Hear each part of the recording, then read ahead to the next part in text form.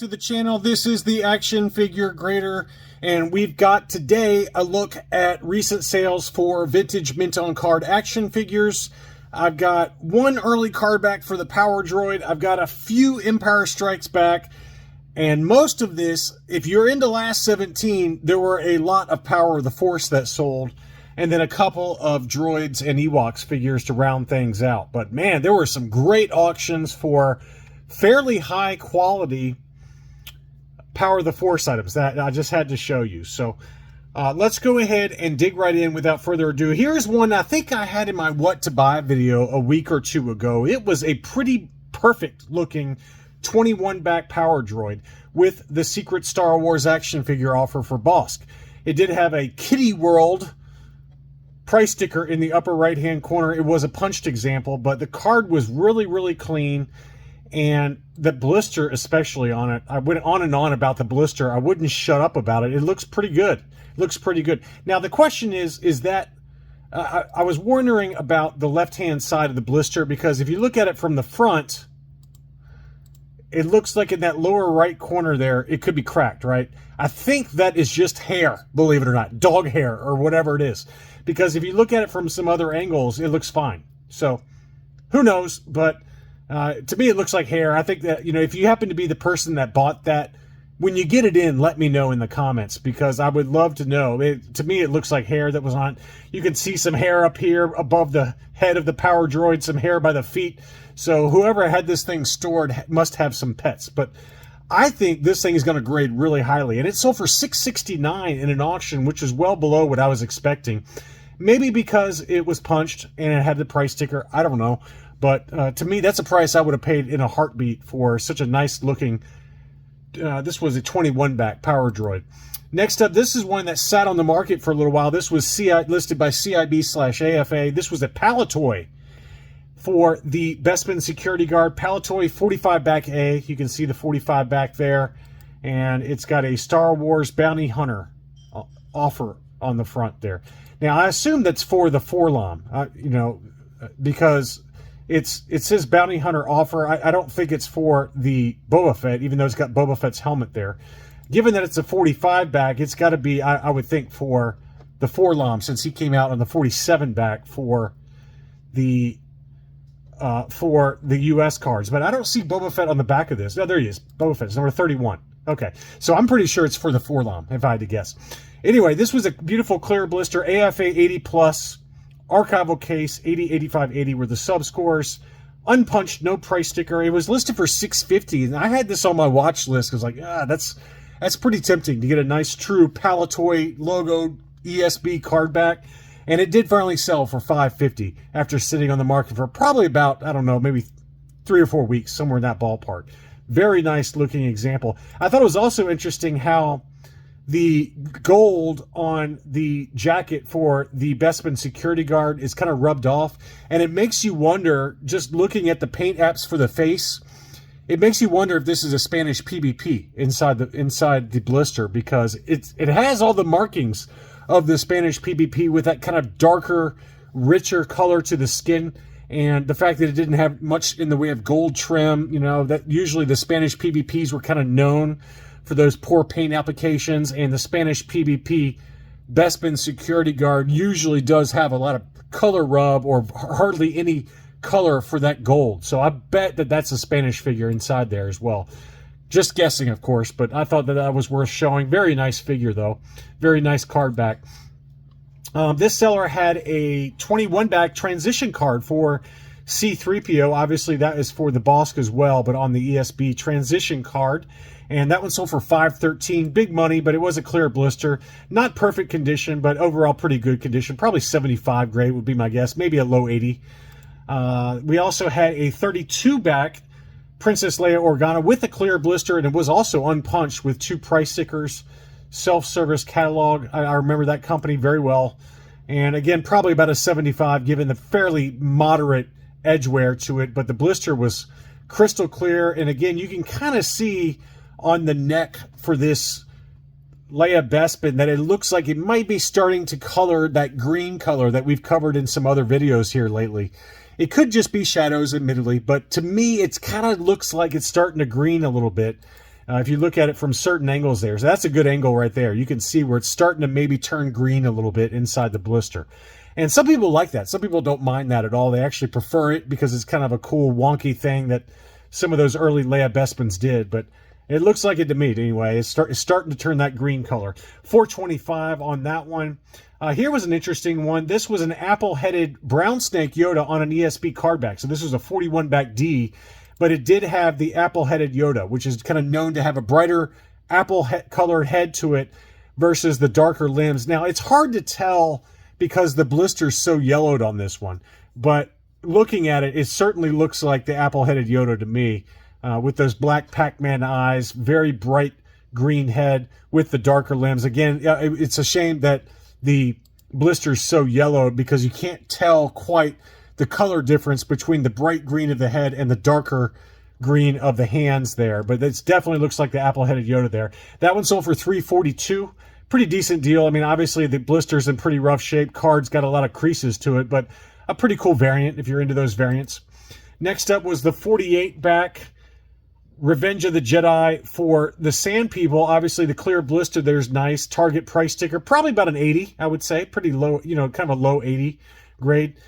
Some card edge wear to it, but I've seen cards in worse condition that have gotten the 80 before, so I think that one pretty easily gets the 80 grade. Very nice looking example. That one sold for $300, which I thought was a pretty good deal there. I would have guessed probably $350 minimum, probably closer to $400 on that. It did have, now I notice it did have a crease at the upper portion of the card back to the right of the hang tab. So maybe that holds the card score back to a 75. But the blister itself looks pretty solid to me. I think the blister gets the 85 pretty easily. And the figure just, it didn't have any kind of staining to the cape that we associate with some of the Sand People mint on cards. So I think that's an 85 figure all day long. So 85, 85, 75 for the card because of that crease in the upper right-hand corner. I still think it sneaks out an 80 grade. Maybe I'm wrong, but I think it sneaks out the 80 grade. Next up, Bossk on a 65 bag. It was slightly yellowed. Looks like he's got some frosting going on the feet as well, which is a shame, but not much you can do about that other than try a UV light. Unpunched card back, no price sticker, which is nice. $285 on that. Pretty strong price. A little bit higher than I would have maybe expected given the slight damage to the lower left-hand corner there. It looks like the blister's starting to peel away there in the lower left-hand corner of the blister. And it also did have the figure, got the mold kind of starting to form on his feet there. So I think this is max like a 75 grade for $285. Seems a little steep to me, but it is what it is. This is one that either a subscriber or a Patreon supporter, I can't remember who sent this. I think it was Adam, who is a Patreon supporter, sent this to me. And it didn't say ship to the U.S., but he wanted to point it out to me. It was awfully nice. This is a 77 back A Snaggletooth, and it was a clear blister, and it wasn't labeled by AFA as such, but you can see there in the lower left-hand corner on the back of the card, made in Spain. Anytime you see one of the Cantina creatures on a 77 back, especially Return of the Jedi card back, it's probably the Spanish PvP figure inside, and it'll say made in Spain on the back in the lower left-hand corner. Now, I have an AFA 85 77 back made in Spain Greedo, and it is a pretty heavily yellowed blister, but this one would have been paired nicely with it, especially because I just got the Engineering Pilot sample Snaggletooth at Hakes, and that was the first red snags I've ever had in my collection. So this one would have been nice with it, but I just didn't even bother to see if the seller would ship to the U.S. I just didn't feel like fooling with it. But it was an AFA 80, and you can see there again, AFA didn't label this one as such, as a made in Spain, but they do that now. They do say made in Spain or made in Mexico. But some of these earlier graded examples from AFA, they didn't put that on there because it was maybe before they started noticing this kind of thing. But this one is the Spanish PvP figure inside. Beautiful example, punched example with some sticker residue or sticker kind of silhouette in the upper right-hand corner by the Return of the Jedi logo. So that one sold for 390 pounds, which is $489. I would have paid that all day long. All day long, I would have paid that price. Very nice example. Now we get into the heart of this video, and that are last 17 figures. We've got lots of Power of the Force that sold. We got the General Lando unpunched card. That one sold for $430. The A-Wing Pilot was a Unpunched example, no price sticker, heavily yellowing, obviously, as most of these are, but pretty good shape there. And that one sold for $450. The Imperial Gunner, again, unpunched, just one little kind of edge wear to the right of the card by the special collector coin wording there, but I think that's probably an 80 grade all day long. That one sold for $463. Good deal on that one. That's a price I would have paid too, very easily. I mean, you can see that card back is in great shape. 92 back, unpunched. I would have paid that too. That's an 80 grade pretty easily, if not potentially an 80 plus. Warwick also in great shape. It looks like it's got some indentation or something, some kind of scrape going down the right-hand side of the card, but probably still an 80 grade. $492 on that one. Big number for an Ewok. Usually the Ewoks don't tend to command these kind of big prices, but that Warwick did get $492. And again, I think a lot of it's because these were unpunched, but some of them did have some creases, like this Ramba had a pretty pronounced crease in the lower right-hand corner, so that kept the price down on this unpunched example that sold for $182.50. A Monomon, again, it did have a little creasing in the upper left, but it was a punched example with the Walmart price sticker. And I don't know if that's what it said. I think that says 4 of these for $5. So back when Walmart had these, you could buy 4 Power of the Force figures for $5, $1.25 a piece. Pretty good deal there. Now it's going for $540. So the 5 and the 4 are still applicable today. It's just got to add a few zeros to it, a few decimal, move the decimal over a few times. But $540 for that one.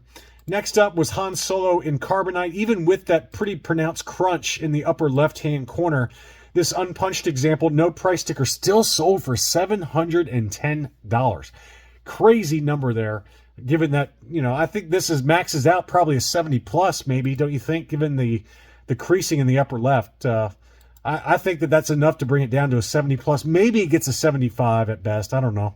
It depends on the grader and what kind of mood they're in. The R2-D2 pop-up lightsaber, we all knew that one would go for a lot of money. This was a punched example with a price sticker. $1.27 was the adjusted price on that one.